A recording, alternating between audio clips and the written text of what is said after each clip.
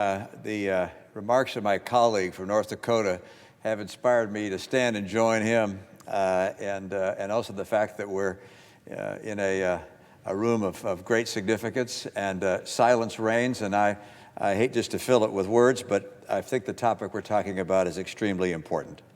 I appreciate the good senator's support and effort in helping craft this legislation, this bipartisan legislation to improve our infrastructure in our country. I also salute the leadership on both sides of the aisle for allowing a robust amendment process. There's no question but that there are many opportunities to improve the legislation as written. And the chance for our colleagues to offer adjustments and improvements is part of our tradition, and a good part of our tradition. I would concur that we do need to upgrade our infrastructure. I think most Americans who've experienced our infrastructure would come to the same conclusion. Too often our roads are in need of repair. Many times we have communities that are not connected with high-speed travel opportunities from one part of the city to another. Our transit, in some cases, is old, slow, and does not reach communities that need it.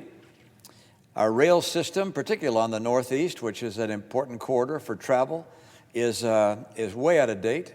Some people know you can drive between some cities where there are trains. You can drive faster than you can take the train.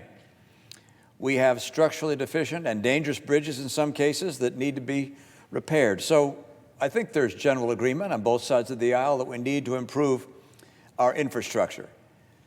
It's known by people in this country, and I think particularly brought home to us if you travel in other countries and you see what they're doing, and then you compare where we are, you think, boy, we used to lead the world in these things, and now we're not. And it's having an impact on our productivity as a nation because of the additional travel time necessary for us to get to and from work, as well as other endeavors. If that's going to happen, we have only two options right now, and probably for the indefinite future. Right now, we have a circumstance where my party is in the minority, not by much. We're basically tied here in the Senate, although the tie is broken by the vice president. So the Democrats have a majority in the Senate, in the House, and of course with the White House. Given that circumstance, it's possible for the Democrats to write an infrastructure bill all by themselves and simply pass it through a process known as reconciliation. That's one option. The other option is to work together on a bipartisan basis where we craft a better bill with the input of Republicans and Democrats. That's the option that's before us now. There is not a third alternative, which is Republicans only draft the bill. I'd love that alternative. It's just not available to us because we don't hold the House, the Senate, and the White House. So we have two options. Do we want our Democrat colleagues to draft a bill all by themselves, or do we want to work together with Republicans and Democrats and fashion something that's bipartisan? Now, I note that when you work on a bipartisan basis, there are some things the Democrats will want to include that we Republicans would rather not have there. And it's obvious that that's the case. I'm sure that's the case for the Democrats as well. They'll see things that we've included that they would just as soon not have there. And it's very easy for either side, or both sides rather, to point out the things in the bipartisan bill that they don't like and to attack it as not being fully in conformity with their views. But that's the nature of two parties working together. Now, some would say we could do better. Let's have another alternative, a different bipartisan approach. My answer is, go at it. Have at it. No one's keeping people from working together. If they want to come up with a better piece of legislation, boy, I'd be anxious to see what it is. But in order to get a bill passed, it must be acceptable to Democrats and Republicans.